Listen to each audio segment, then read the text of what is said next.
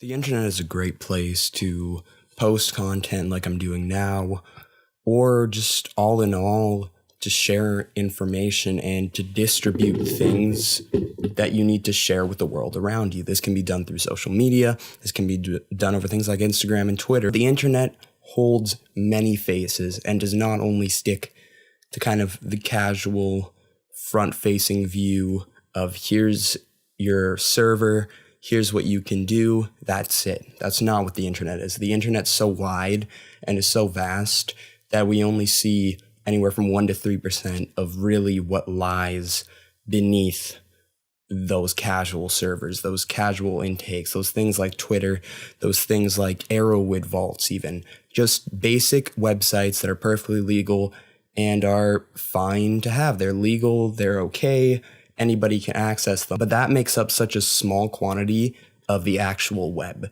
Today we're going to be discussing shortly about the dark web or the deep web. This is a first video to this channel. I'm going to introduce myself. I am the individual whom owns the channel, Omega Archives, and we're going to be providing information about the internet, about things around us that are going on, also with views, but also looking at both sides of the story. And that's the same thing that we're going to be doing today. The dark web or the deep web is essentially this alternate server. It's a different way to access those casual search engines. You can still do the same things you do on Google. The difference is that they're ran entirely by VPNs, meaning that your IP address is not directly attached to it. It doesn't mean it can't be tracked, because either way, the internet's built off of a connection from your router.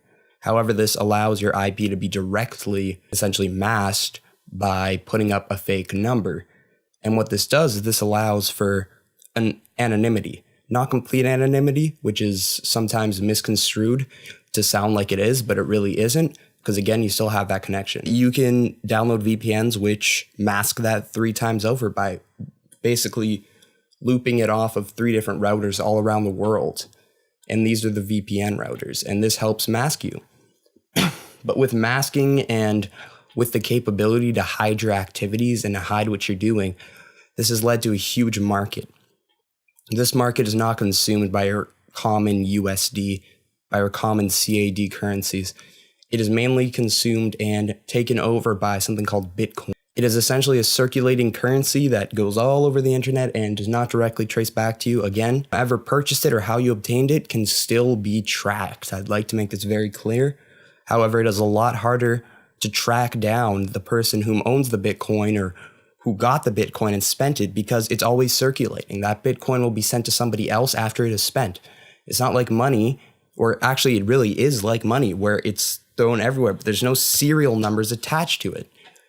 It's just a straight currency that's worth a certain amount, and this fluctuates, so it's not like you can put a serial number on it simply because it doesn't stay the same. It changes constantly, and there is currently up to 30 million Bitcoins circulating what is the web.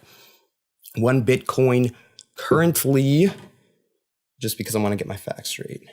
Let's see. The internet's a great way to find, so we're going to go and find out Bitcoin price. So currently, Bitcoin, a single Bitcoin, is the equivalent to $10,520.22. That's in Canadian money. If we change this to US money, it should be a little bit different, but keep in mind, not by a lot. US dollar, as you guys can see, it's $8,430 US. The thing is, there was a time where Bitcoins were worth dollars. There was a time where it was worth $30,000. This changes every day. But the reason that the dark web and the deep web, these VPNs, these websites built on anonymity, they use this because it fluctuates constantly and it cannot be directly tracked back to you. This allows for things like Silk Road, this huge industry that is still continuing, just not by the same founder, because they can transact Bitcoins and then that is then changed back to real currency. Essentially meaning I can go and buy ecstasy and myself, cannot be directly traced to it. However, if they really wanted to go that deep into finding out who bought the drug, they're kind of idiots. They look at the people who found these websites and the people whom are owning them and allowing them to be live. And this has caused arrests, murders, and multiple other, things that cause convictions and life-ending practices. The fact is that this can be a very dangerous place, but I also don't want to put some thought into your head that it's dangerous. It's actually supposed to improve your safety, and it does. If I use Tor, which I will be doing a video where we actually do use Tor, you will realize if you do the common activities that you do, even watch porn, for example, we have incognito, but this is a next level. This is untraceable when it comes to those kind of activities. Nobody's going to be trying to trace you for it. If you're just trying to get people to not find your password, this is a lot easier, essentially, to mask what you're doing. Obviously, if you have a keylogger installed, you're kind of screwed either way. But if you're just going online, you cannot be tracked directly by these small proclivities unless a governmental system or a mastermind is trying to look after you. And this was actually created by the government. Yes, I'm being serious. In order to create complete anonymity for their processes online on servers, they had to release it to the public, because without millions of users or thousands of users, they wouldn't be anonymous, as they'd be the only ones that are utilizing the server. So they release it as essentially an open software that many people know now as Tor. There are a lot of different applications, but Tor still remains to be the most prevalent one, and that's because it's the original. It's come to the point where you can download these VPN software, these alternate browsers on your phone. Like, you can access this very easily. I believe I still have it. Yes, I have. It's called Orbot, by the way. You can just find it by searching up Tor. And all you really need to do is have an internet connection. I'm running through it right now.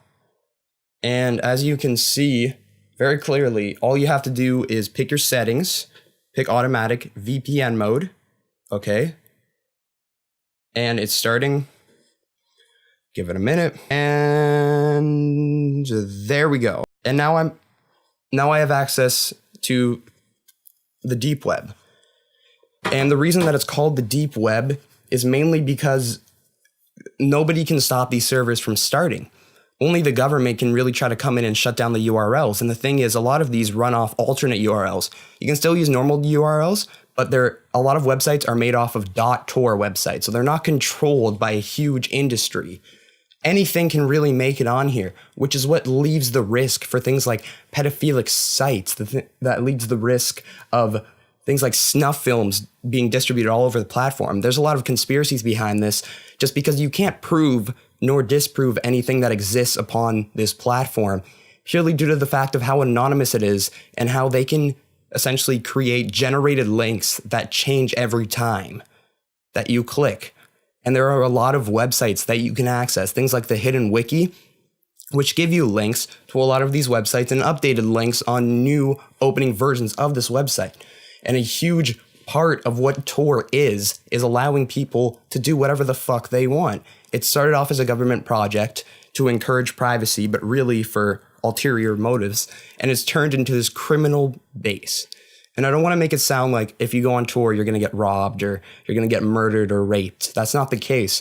But if you do plan to go on Tor for the intention to find websites that are disturbing, cannibalistic, pedophilic, something very strange and illegal, you can still be traced back, and you could end up being killed. You could end up with the wrong group of people in the wrong chat room. They had things like the Cannibal Cafe, which ran and caused the death of a man through consensual cannibalistic activities. And this happens a lot more than we'd like to think. But the fact is how easily preventable this is. I compare this a lot to smoking. You can do it if you'd wish. It's your life. It's your choice.